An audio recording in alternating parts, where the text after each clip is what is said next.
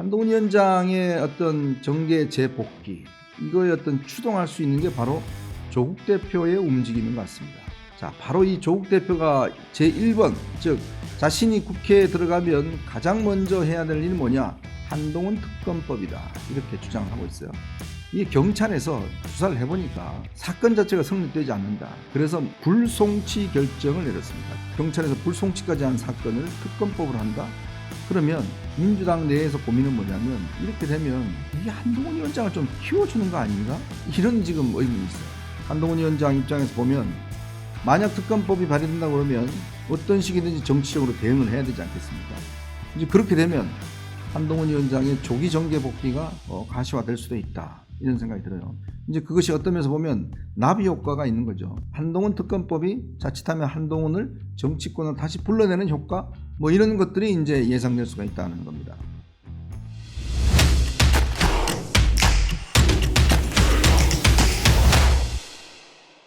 네, 이현종의 뉴스쇼 5월 2일 목요일 순서 진행하겠습니다.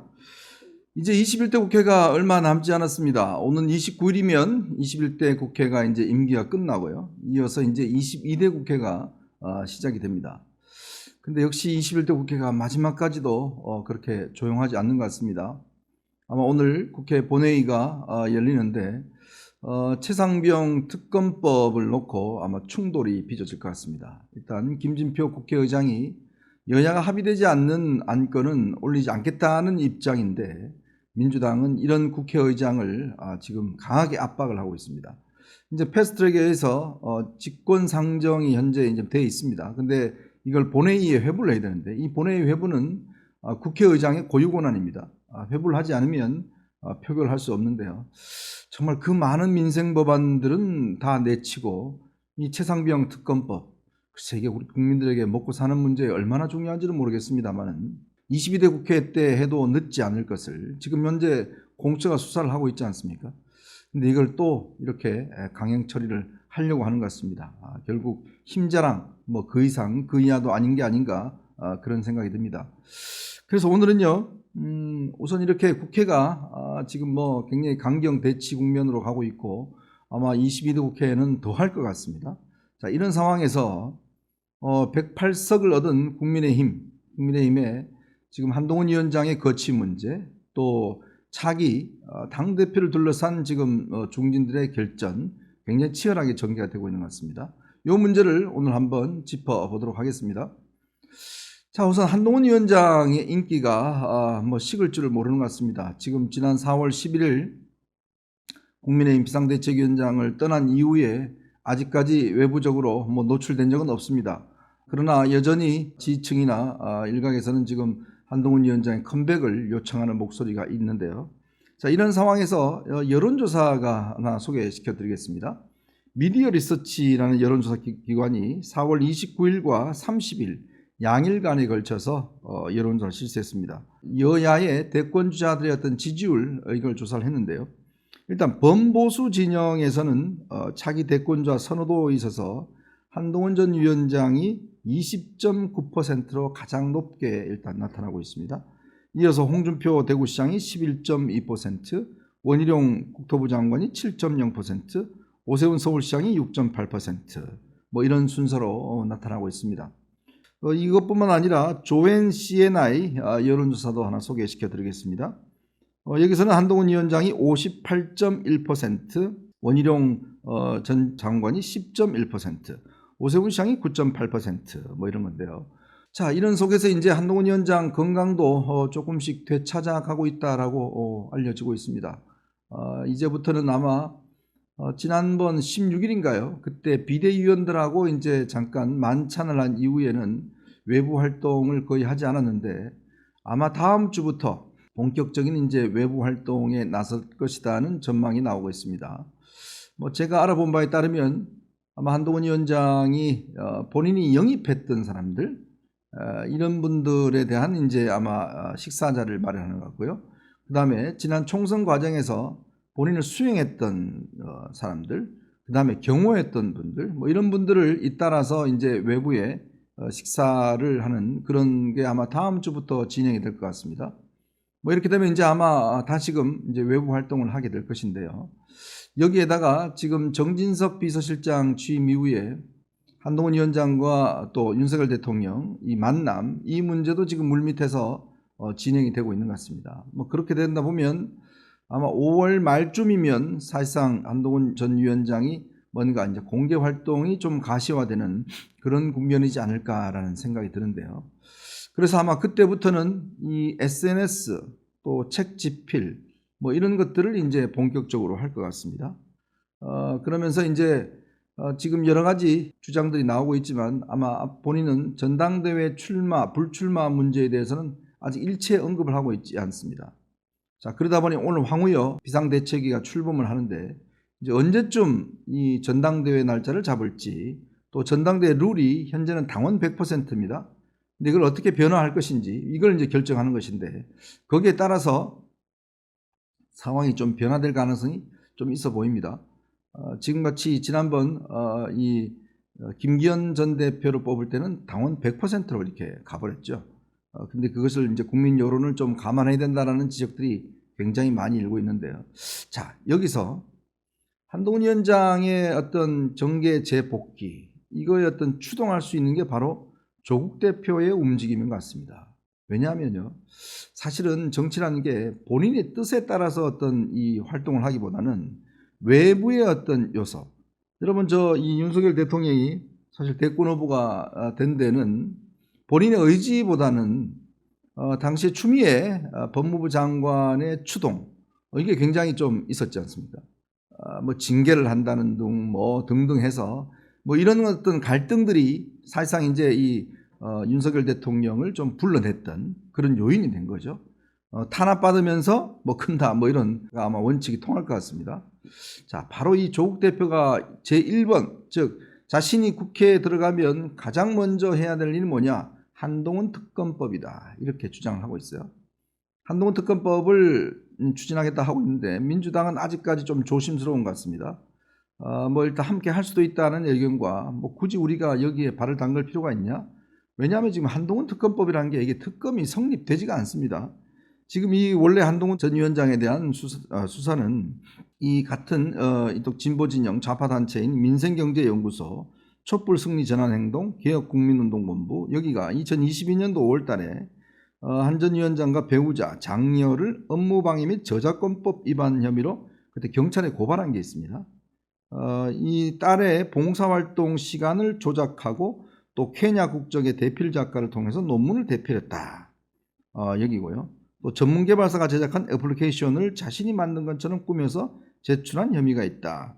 또 수학문제 풀이지 표절 혐의가 있다. 한 전 위원장 부부의 뇌물 증거인멸 등의 뭐 이런 내용이 담겨 있는데 이 경찰에서 수사를 해보니까 이거는 아예 사건 자체가 성립되지 않는다. 그래서 무슨 결정을 내렸냐면 불송치 결정을 내렸습니다. 지난해 12월 달에 한 전 위원장 가족 모든 혐의에 대해서 혐의 없다 이런 처분을 내렸습니다.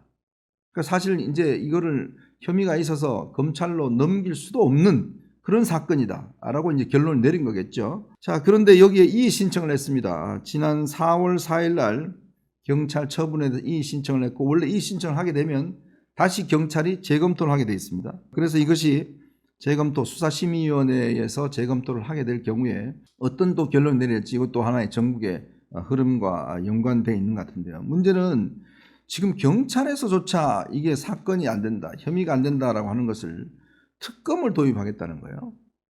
근데 여러분 특검이란 게 뭡니까? 기본적으로 경찰이나 검찰이 제대로 수사를 못하거나 또 의혹이 여전한 것들, 그게 국민들의 가시적으로 뭐 인정될 경우에 우리가 특별검사를 만들어서 수사를 하는 거 아니겠습니까?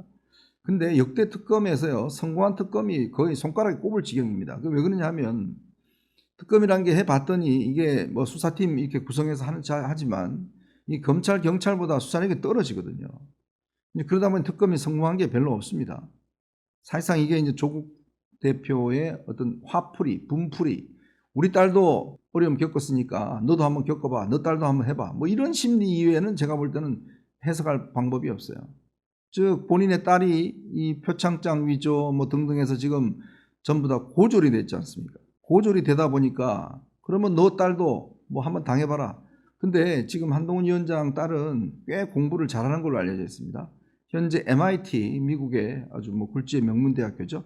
MIT에 이제 입학을 해서 공부를 하고 있는 걸로 알려지고 있습니다. 그런 상황이면 이렇게 이제 이 경찰에서 불송치까지 한 사건을 특검법을 한다? 그러면 자칫 이게 민주당 내에서 고민은 뭐냐면 이렇게 되면 이게 한동훈 위원장을 좀 키워주는 거 아닌가? 이런 지금 의문이 있어요. 왜냐?